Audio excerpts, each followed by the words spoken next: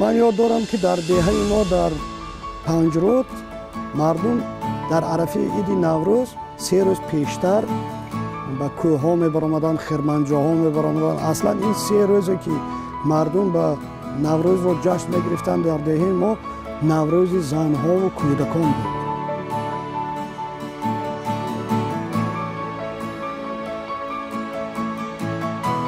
بهار هم فرا رسید پدر، گل کرده است درخت میوگی. شمال شعری نو سرود به لفظ شیوگی. بهار هم فرا رسید پدر، کجاست میله های مادرم؟ کجاست جوانی توی پدر؟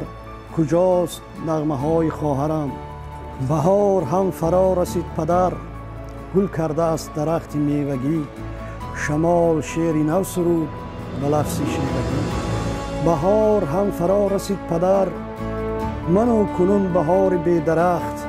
به یاد تو به یاد مادرم، به یاد آن درخت میوگی. چه شیون و چه میوه ها نموده ایم به لفظ شیوگی.